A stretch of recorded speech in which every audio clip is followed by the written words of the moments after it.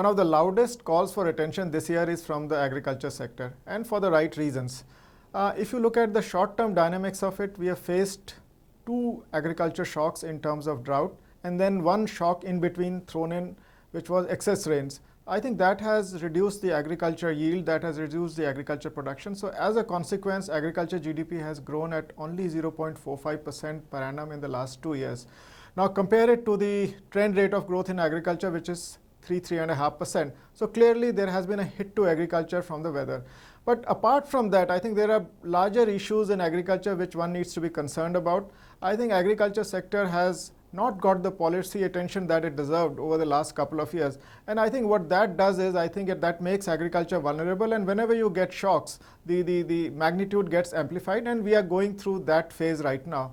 So let's look at some of the facets of the rural distress that the economy is facing at this juncture. First of all, I think there has been a hit to agriculture, which means that there has been a hit to farm incomes. So I think the number of cultivators which depend on farm income for their livelihood, I think their incomes have been hit. On top of that, the non-farm activities like rural employment, etc., they have also suffered in terms of lower wages now. The wage growth has come down quite sharply over the last couple of years, and I think that is also hurting the farm income. So both from the side of agriculture as well as non-agriculture livelihood, I think the farm income is suffering. The other hit to agriculture has been from the global side. The global prices of food commodities, agriculture commodities, have been depressed for quite some time and have been falling, in fact, over the last couple of years. So India exports about 24 billion worth of agriculture commodities, and I think the farmers who export these items are getting lower remuneration as a result of that. And since the domestic minimum support prices have also been under control, I think so that reduces the farm incomes to some extent.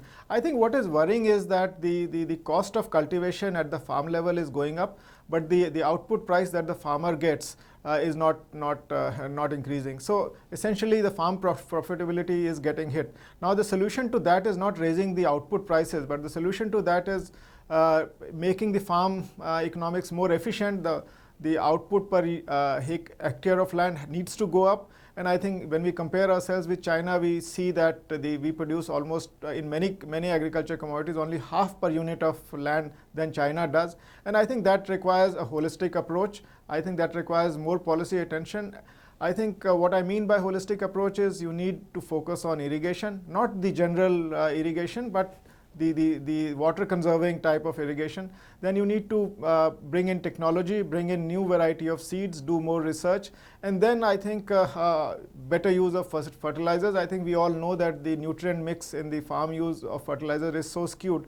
I think all these things require a holistic approach, and on top of that we need to cut wastages, we need to create markets. So I think you need a package for agriculture which will rekindle this segment altogether, and I think this is what we are looking for in the budget. Now as far as I started with the shock to the farm from weather, and if you look at the 2016-17 year, there's some good news there. I think we've had two El Nino years where I think we had droughts, and I think this year is expected to be La Nina, which brings in better rain. So I think we need to keep our fingers crossed. But I think at least from the weather side, there is something to look forward to. But I think that's only going to provide temporary relief. Agriculture today requires a holistic approach, and I think we look forward to the budget to address this issue.